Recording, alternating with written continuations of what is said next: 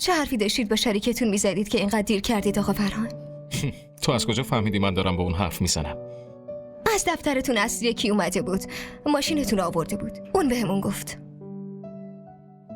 مادر تو اتاقشه؟ بله.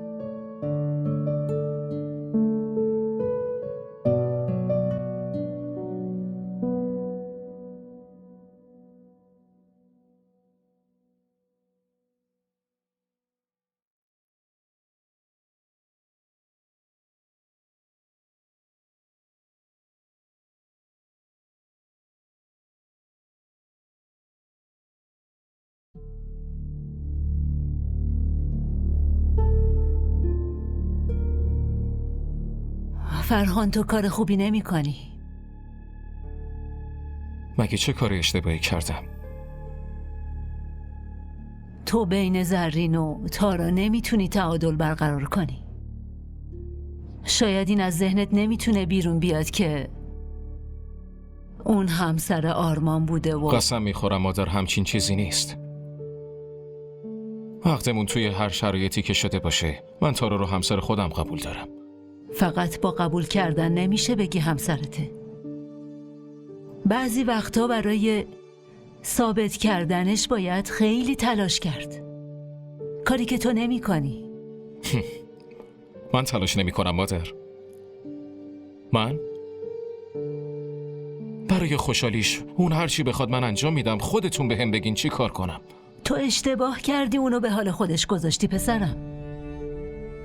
جوری که اون امروز آرمانو یاد میکرد و گریه میکرد جیگرم آتیش گرفت. فرهان،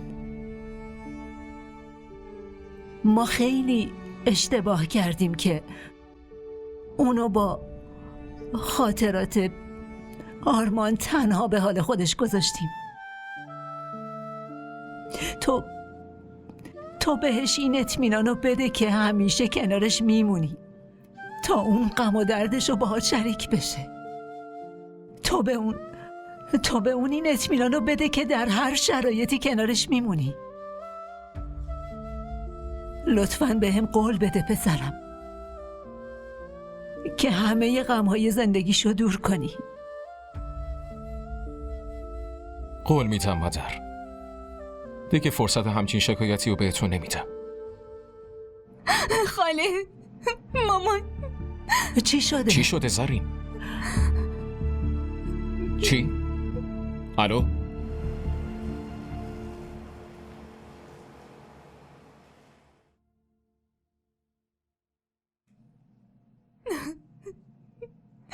وای وای.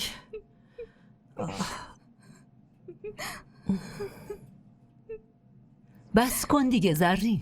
یه خراش کوچیک زود خوب میشه، مگه نه نصرت؟ آره زرین، من کاملا خوبم دخترم. مامان چه نیازی بود وسط خیابون پیاده بشی؟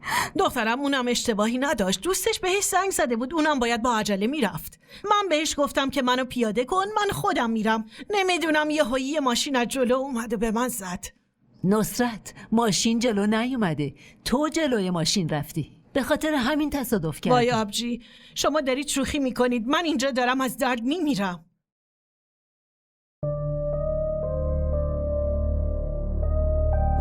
فرهان پسرم، میتونی کاظمو بیرون صدا بزنی؟ اون از ترس نمیتونه داخل خونه بیاد.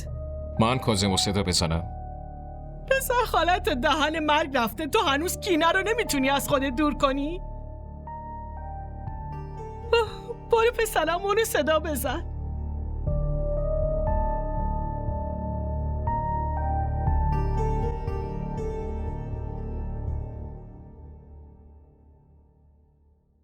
آبجی، من که میگم شماها امشب همینجا بمونید. نه نصرت جان، تارا توی خونه تنهاست. در ضمن تو هم به استراحت نیاز داری. نه خیر آبجی، همتون اینجا بمونید. تنهایی دلم خیلی تنگ میشه. شما وقتی باشید حالم زود خوب میشه. خاله لطفاً امشب بمونید. آره آبجی، زرینم دلش میخواد. لطفاً اینجا بمونید دیگه. برو زرین، برو برای هممون چایی درست کن عزیز دلم. بله مامان. وای آبجی، اون راننده خیلی بدجور ماشینشو بهم زد. من همونجا سرم گیج رفت و افتادم. همه استخونای بدنم درد میکنه آبجی، خیلی درد دارم.